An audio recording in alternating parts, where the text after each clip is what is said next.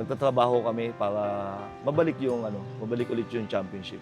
Coach Chito Victolero, safe na safe mga idol sa Magnolia. Lakas ng kapit mga idol kay Boss RSA. Walang may matatanggal na coach mga idol sa Magnolia. Habang Gilas Pilipinas naghahanda na mga idol sa nalalapit na FIBA Asia Cup pero mukhang hindi sigurado dahil sa nangyayaring conflict sa Middle East. So ayun na nga mga idol, matapos ang sunod-sunod na mapait na campaign ng Magnolia Star Hotshots dito sa 49 season PBA, sigaw na naman ng maraming fans, especially ng Magnolia, ang magpalit head coach. Pero mukhang malabong mangyari yan mga idol for some reason. Kung titignan natin mga idol, etong kupunan ng Mags, parang nagiging clown nga mga idol sa liga. Biruin mo, napakaganda ng mga nagiging campaign nila sa past tournament at nagiging one of the hottest team pa sa liga.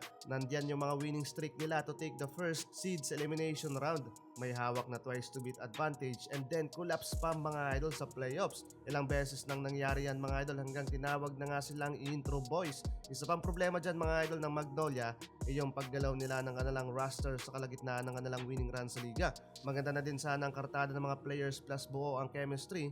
Isa pang problema nila dyan mga idol na wala daw talagang diskarte at adjustment si Coach Chito Victolero sa mga series game. In short, mahinang magbalasa ng players. Doon napaka-worst nga mga idol ng nangyayari sa Magnolia, malakas pa rin mga idol ang kapit ni Coach Chito Victolero sa President and CEO ng San Miguel Corporation na si Ramon S. Ang. Ayon sa source ng Spin.ph, luckily for Victolero, untouchable siya mga idol dahil direktang kinuha siya ng SMC owner. Ayon pa sa isang player ng Mags na malakas daw ang kanyang hinala na mananatili pa rin si Coach Chito Victolero as head coach ng Magnolia.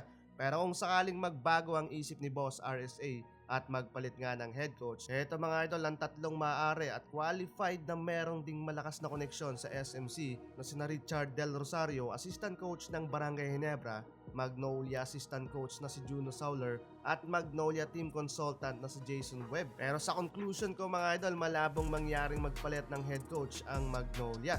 Samantalang balitang Gilas Pilipinas tayo mga idol, magsisimula na ang pag-e-ensayo ng ating mga pambato para sa paghahanda sa FIBA Asia Cup sa Jeddah, Saudi Arabia. Halos isang buwan at kalahating paghahanda yan mga idol.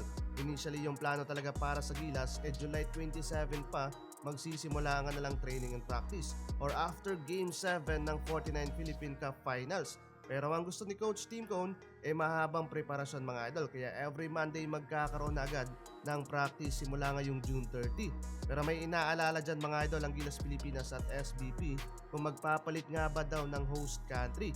It seems na unsure ang Gilas Pilipinas sa FIBA Asia Cup dahil sa nangyayaring conflict ngayon sa Middle East. Safety ang pangunahing concern ni Coach Tim Cone para sa federation and the national team.